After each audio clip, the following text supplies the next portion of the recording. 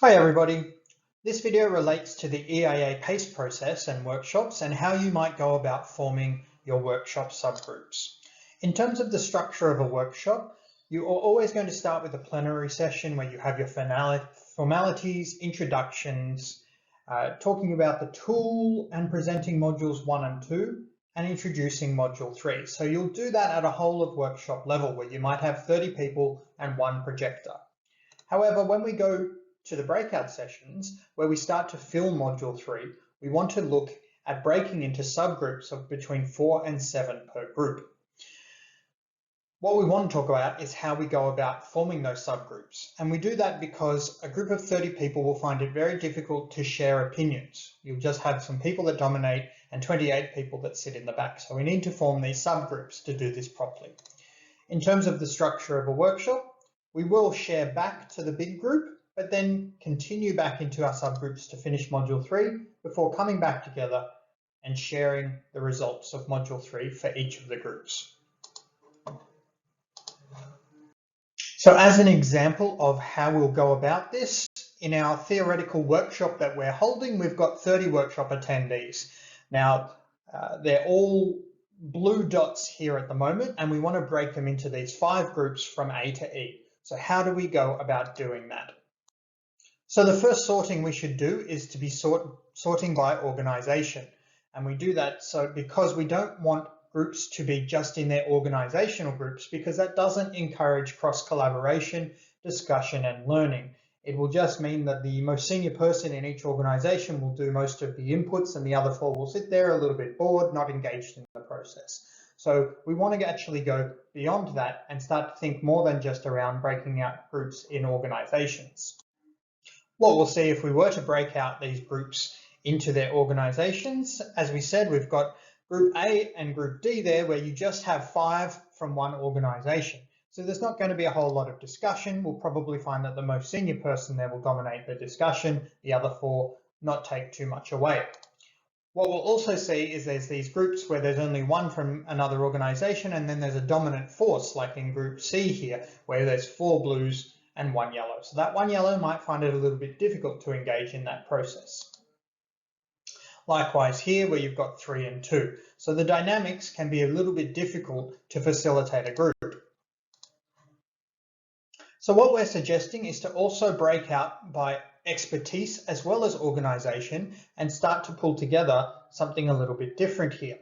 However, we want to go just beyond a simple breaking out by expertise as well. So in this case, we can see that group A is all people from group A, 4 people with the same expertise. So it's still not a very good breakdown between the different groups, and it won't foster very good discussion. So as facilitators, we want to try and avoid this.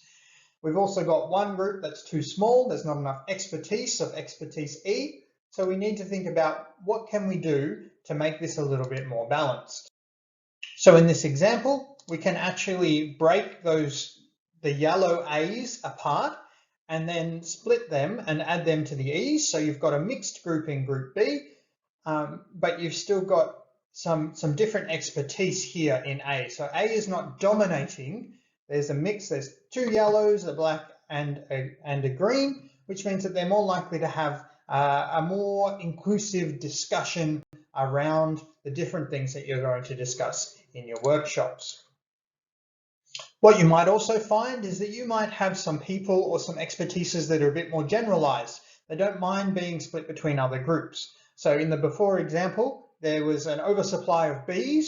Maybe some of those Bs move into the other groups, move up into A and B groups, so that the groups are a little bit more sorted. So give the opportunity, if you have a large group, to say, are there any generalists, or is there anybody that would like to contribute or even learn more about in a different group, who have a different group of expertise as a learning experience, but you can still contribute to as well. So when forming subgroups, there's a couple of key things that you want to consider. Consider the organizational diversity of each subgroup.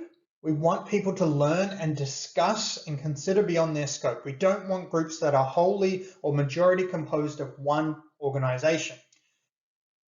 Consider the technical area as well. And this also may help reduce workshop length. So remembering that each subgroup does not need to assess the same activities, the same adaptation options as every other subgroup. So you might have some people with a particular technical expertise that analyze the adaptation options in their wheelhouse, and others that analyze other things, and that's fine as well. There can be common ones that are assessed, and there can be a diverse array of things assessed based on technical expertise. And the generalists can move more freely where groups are too large or too small. So when you're thinking about your subgroups, really consider these 3 points. As part of that, we also want to capture this within the tool so that when I get this and we go to write this up, we know that different groups and their expertise. So in W3, there is this column that asks for the core competency of the person, and down the bottom, the group name or commonality. So in this example, we've got the 3 tool developers in myself, Andy McDonald, and Verinder Kumar. The other 2 are systems agronomists, and I'm a social scientist, so I'm a bit of a generalist. So we can say that this group is primarily a systems agronomy group. So make sure when you're filling W3 that you capture people's core competency and that you name the group according to its commonality. If you have a group that has no commonality, that's all right as well, but just write that there in the group name commonality is no specific technical expertise. That just helps us in the reporting and understanding when we've got 4, 5, or 6 different files coming from a workshop, so I can understand the lens in which the adaptation options were being analysed. I hope this helps you in the journey of creating your subgroups for these PAiCE workshops.